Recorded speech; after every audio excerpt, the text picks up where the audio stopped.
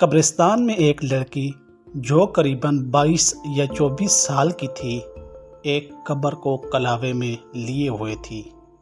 اس کے الفاظوں پہ اس کی ہچکیاں حاوی تھی۔ بابا جان، جب سے آپ گئے ہو نا، کسی نے میرے سر پہ ہاتھ رکھ کر یہ نہیں کہا بیٹا کچھ چاہیے تو شام کو لیتے آؤں گا۔ بابا جان، اماں بیمار رہتی ہے، میں ان سے کیا مانگوں؟ بیٹیوں کی آس تو باپ کے ساتھ ہوتی ہے نا۔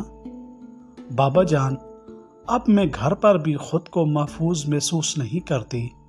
بابا جان، آپ تو اکثر کہا کرتے تھے نا تم بڑی ہو گئی ہو، بے فکری نہ رہا کرو، کہیں آنے جانے کے وقت کسی کو ساتھ لے جایا کرو۔ دیکھیے نا بابا، اب میں اپنے آنگن میں بھی اکیلی نہیں جاتی۔ بابا، جب غیر مرد مجھ کو نظروں سے زخمی کرتے ہیں نا تو مجھ کو آپ کا پردہ بہت یاد آتا ہے۔ دیکھیے نا بابا، آپ کی شہزادی کا جوتا 3 دن سے ٹوٹا ہوا ہے۔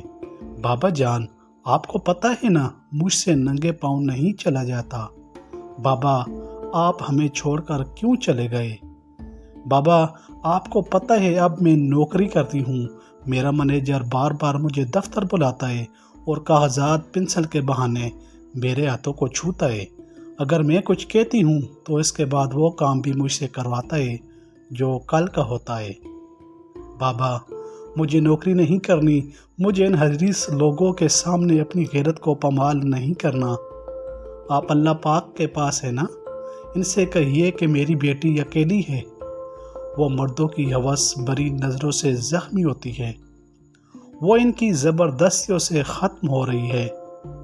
بابا جان، مجھے آپ کا پردہ محفوظ رکھتا تھا، اب میرا پردہ چھن چکا ہے، اب میں کسی کی نظروں سے محفوظ نہیں رہتی۔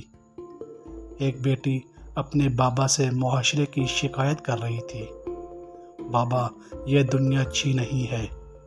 تو سامعین و ناظرین، آپ سب سے گزارش ہے کہ خدا کے لیے کسی کی ماں بہن کو بری نظر سے نہ دیکھا کریں، کیونکہ پتہ نہیں ایسی کون سی اور کتنی بڑی پریشانی کی وجہ سے وہ اپنے گھر سے کمانے کے لیے نکلتی ہیں۔ ان کو عزت کی نگاہ سے دیکھا کریں اور معاشرے میں ان کی عزت کریں تاکہ غریب بوڑھے والدین کا سہارا بن سکیں۔ السلام علیکم ورحمۃ اللہ وبرکاتہ۔